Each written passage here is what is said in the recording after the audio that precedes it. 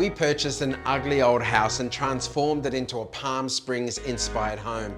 But building a granny flat was always part of the plan, and now the time has arrived.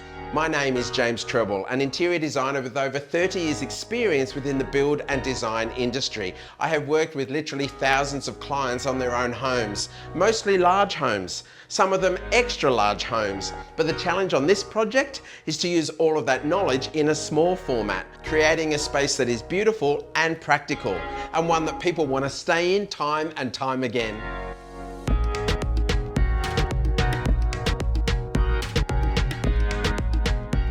The groundworks are complete, the plumbing is in place and the concrete slab has been poured. As the rain eases, everything is ready for the guest house to be built.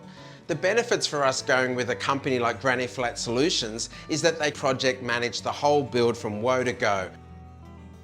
Now it's time for the carpenters to build the frames for the walls and the roof. All of the timber is cut and laid out on site. The timber is then joined, creating each frame for the walls. They're then lifted by hand, one after the next. The guys move in unison, almost like a piece of well-rehearsed choreography, building the frames and the openings for all the doors and the windows, of course based upon our agreed design. It's beautiful to watch, to see the granny flat come together. Each of the frames go up one after the other, and it took them only a day.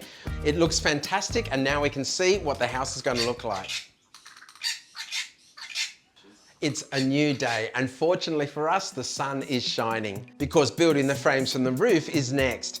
It's a little cold in the morning, but as the sun gets higher, we admire the skilled work of this young, dynamic team. How long will it take? Well, Granny Flat Solutions can build a 60 square metre granny flat in about 4 months. But of course, every house is different. It depends on a few different elements: the type of terrain, the location, the access, and of course, the weather. Yes, of course, the weather has a great impact on the building process, as you can imagine. That's why we must make the most of every sunny day. Now that the roof frames are up, it's time to add the barge boards and fascias. The boys from Carp Construct are putting up the fascia. Now, normally I worry about the front of the house, the facade, but in this case, we're looking at the back of the house straight from our alfresco here, so it's got to be schmick, and it's looking pretty good. For safety reasons, walking on site or even accessing the site can only be done under strict supervision from the site supervisor. That even goes for someone like me who's on site all the time. I love discussing how each stage of the building process is proceeding. Granny Flat Solutions certainly know what it takes to build a good home, but I have a few requests to ask, and fortunately for me, they can accommodate my wishes. Whether it's washing the dishes or cooking a meal, it's always less of a chore if you have a window in the kitchen. That's because natural light has a really positive effect on our mood. I therefore requested a splashback window in the initial design concept, as it allows plenty of natural light, and I made sure it was installed in the right height so that the bench top runs into the window reveal. This is a great trick to make the bench top deeper and easy to clean. It also adds an elegant touch.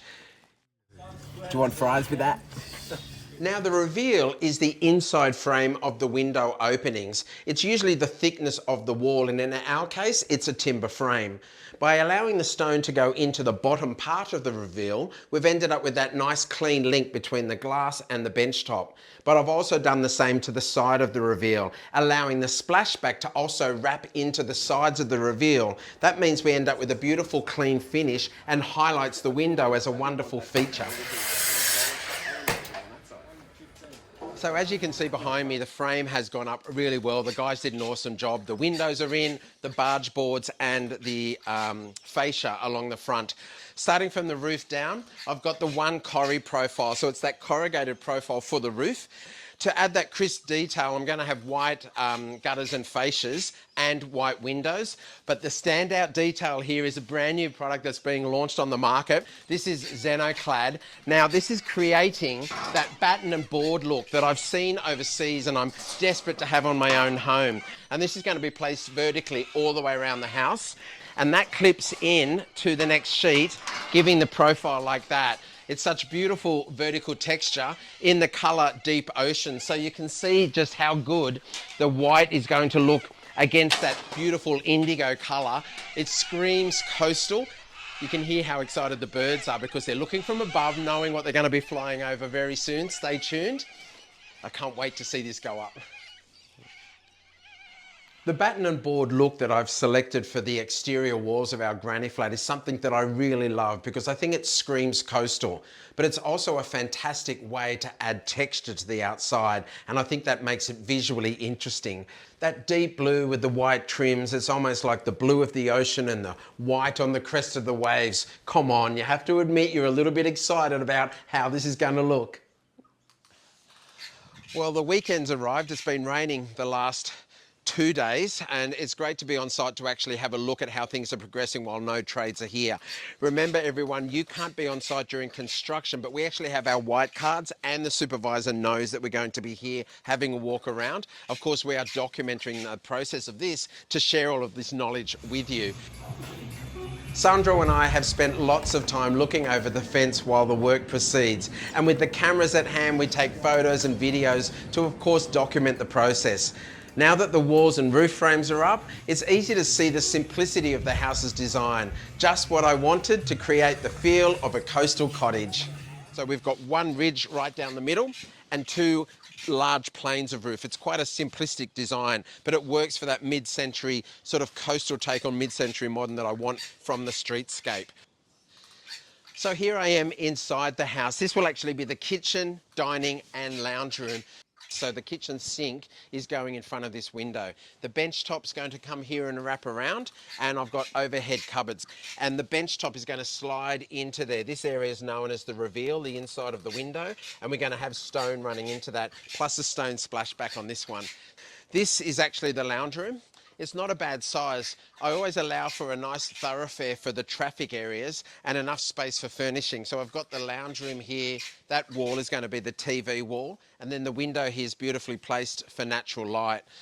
You might remember the section in the slab that was stepped down. That step down is because it's a wet area. So you have to allow for the slab to be lower because that allows for a screed to go on top and then tiles. That means that you've got to fall to the floorway so that the water leaves the room.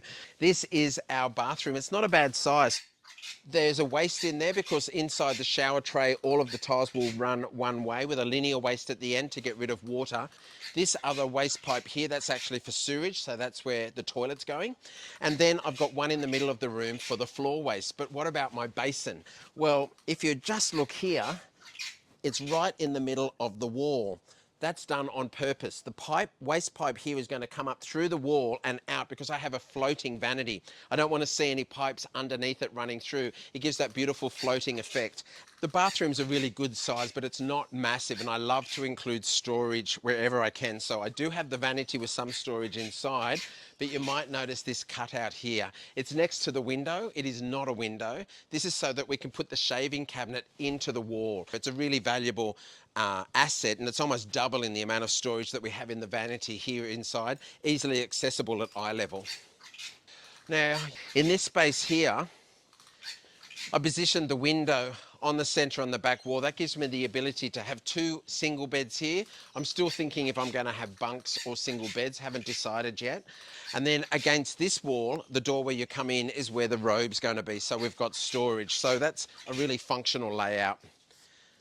In the master bedroom, again, it's not a massive size, but what I've done and what I think about when I'm working on floor plans, especially when it's tight, is to maximize the amount of living space where you're going to spend all of the time. We actually made the bedroom slightly smaller, which allowed us to increase the space for the living areas where you're going to spend more time.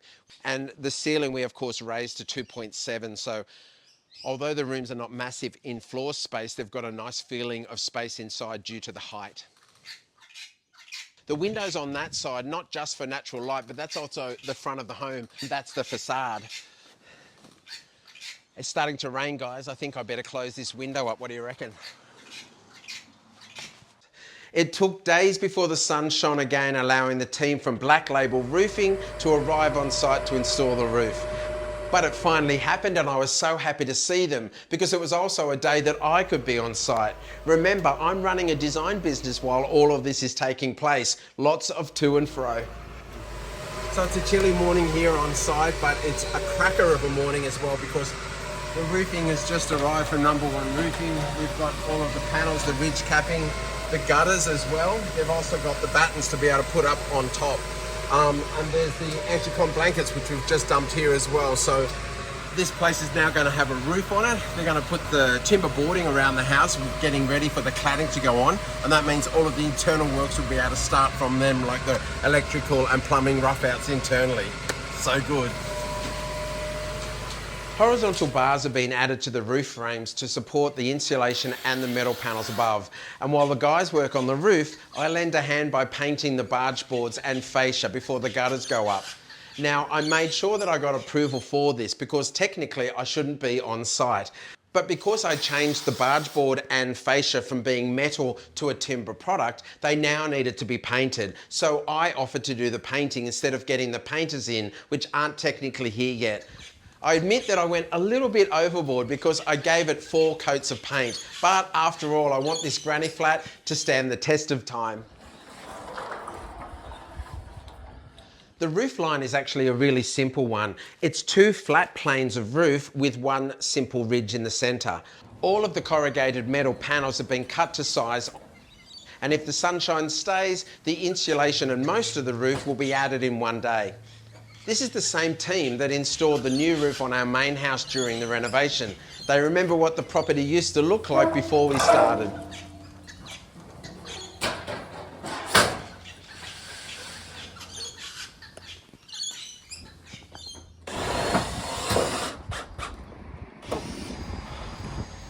Once the roof is up, it's time to add the eaves. That's the panels that sit on the underside of the roof around the perimeter of the home. Now, I actually extended the width of our eaves to be a little bit wider than standard. I did this because I want the sun to be able to hit the roof and not hit the walls of the house. It actually makes a property cooler in warmer months. And I extended it particularly to the front facade. Adding it with those extended roof rafters really adds greater presence to the facade and instantly elevates its value. As the new house starts to grow on the once empty site, the ducks have arrived. I think they're checking out if they can still make their way from one street to the other. After all, they were here before we were. But don't worry, we've definitely thought about them. We already have raised some of the gates that we've installed with the new fence between the 2 houses so that they can easily walk in underneath. We love having a connection with nature, especially the native bird life. It is a beautiful part of the world to live in. Another important thing to remember is that this is a coastal location. We're only 6 minutes walk from the beach, so we do get some strong storms that appear out of nowhere. And talking of storms, well, that rain has arrived once again.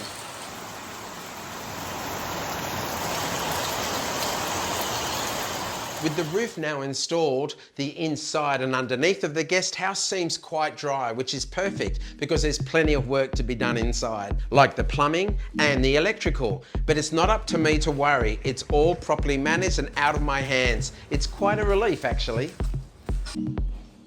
A delivery of plywood arrives on site, and despite the light rain, the boys are able to install it quite quickly around the outside walls of the house. This is not standard for most granny flats, as they may have had brick or a lightweight cladding material outside. But our striking batten and board profile is in metal and requires a flat base behind it, allowing the cladding panels to be screwed on, whilst also allowing the metal panels to be stronger and more rigid, resisting any dents. I know that this is not the finished look, but to see the walls close in, it's quite an emotional moment. It's been 2 months now since the first day of ground excavation, and the house is definitely coming to life. Sandra and I are very excited.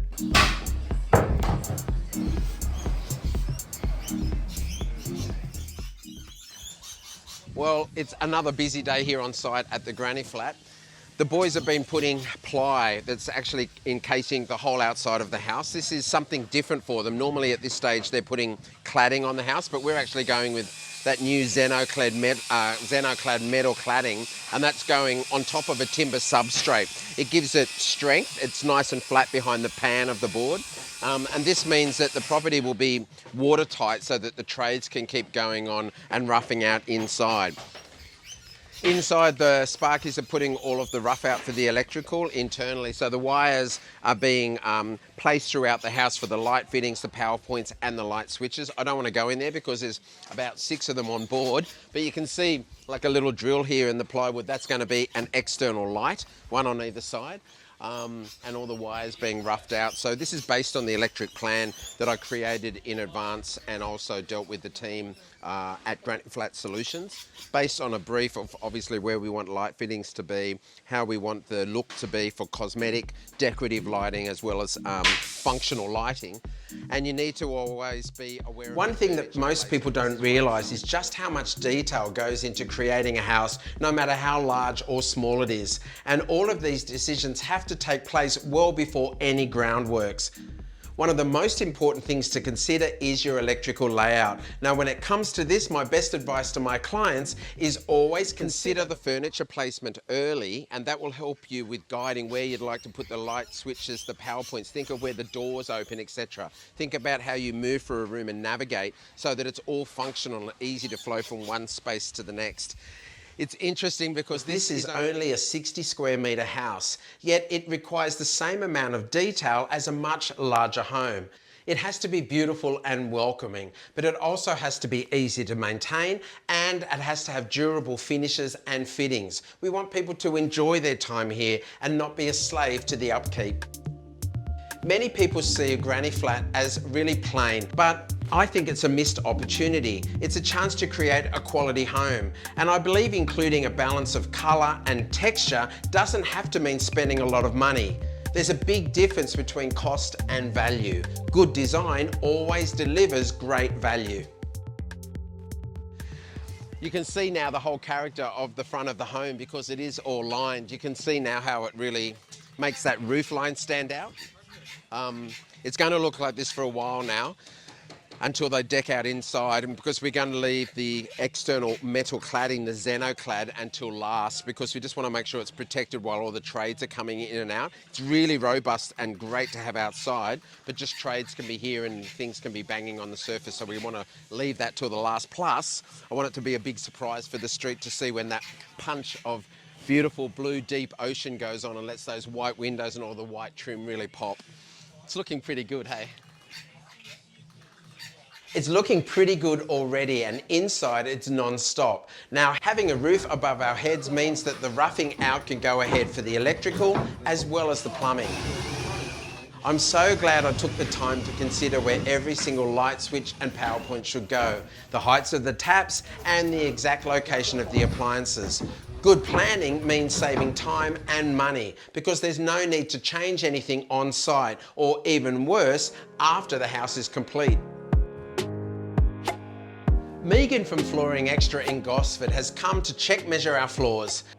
For a house that's destined to be either a full-time or holiday rental, I wouldn't advise the use of carpet, especially as we have lots of sand. Instead, it makes sense to go with a solid flooring that's easy to sweep and mop. Now, tiles came to mind. I install main floor tiling often in my clients' homes, but I'm aiming for a coastal feel with a slight nod towards the mid-century modern. So working with our theme, timber was the best option. And I think timber always creates that warm and welcome feeling. The plywood sheets that have been added to the exterior walls need to be protected by a thin sheet of waterproof insulation, being quickly installed while the weather stays dry. It's blue, which is a coincidence because the colour is very close to the finished look that I planned for this guest house.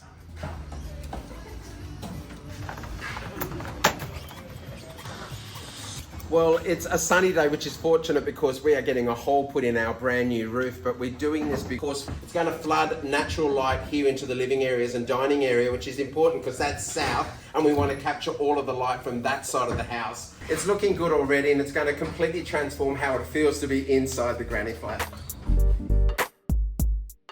Whether you're building or renovating, including insulation is vitally important because it affects the cooling and the heating of your home.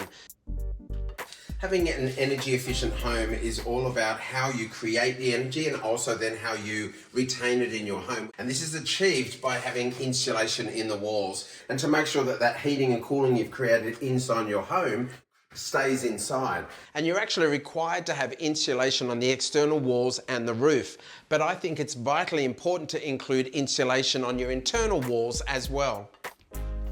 Repeating the insulation on the internal walls is also just as important.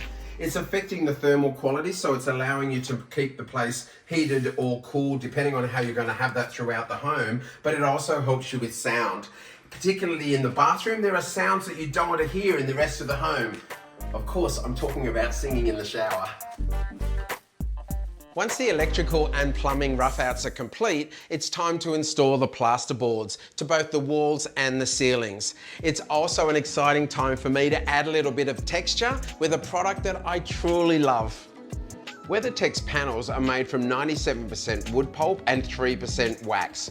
No chemicals or toxic fumes. Instead, just a light scent of freshly cut timber. Just like when the ply sheets were added to the outside of the house made you realise instantly how the house was going to look, adding the lining to the inside, the plasterboard to the walls and ceilings, means that we can really understand the space, the volume of each room. It's an immediate sense of achievement.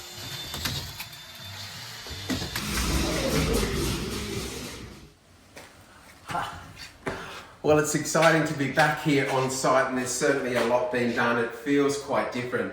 The plasterers have been here adding plaster onto the walls and ceiling, and there's also insulation inside both, so you can automatically hear the difference in the sound. It's like a more dudded sound of thud and less echoey, even though there's no furniture in here. I love texture, and I've done that using the WeatherTech product, which I'm using externally for some feature walls, but also internally here as internal feature walls. And I'm adding two separate types of texture. The first one is the board itself. The one that I've chosen has got this embossed timber grain look. It's looking beautiful already in its prime state before I've added any colour. But the batten look in here, the beautiful channels, your eye sees line, and our eyes naturally catch line around the space, and we look up and we look down. That process of seeing a line and our eyes going up and down creates the feeling of height. But there is also a horizontal line, and it's created by the head height of our doors. Going for tall doors adds an instant feeling of height because of course they are taller, and lining them up with the head height of the windows, there's a natural line that's running around the room now. You can see it really effectively from this side of the room where you've got the height of the 2 bedroom doors and the bathroom, and it lines up with the square set opening for the laundry. You can see when you look through the doorways that I've also put the cladding onto the back walls. They're the hero walls because they're the walls that you look through when you look into the room. Texture is a great way to increase the visual experience. We are, after all, going to be holiday letting this home at this stage. We want it to be a great experience for people when they come to stay, and hopefully then they'll like it so much that they might want to come back again. So there you go, there's certainly been a lot of work on site, both inside and out, and you can see this little humble guest house starting to come to life. It's time to start to add the character that this home of ours deserves. We're going to be adding the flooring, tiles, colour, and so much more. Join me as I share the inside tips and process that I use as a professional interior designer. Tips that you could use in your own project. And watch me as I bring our beautiful guest house to life.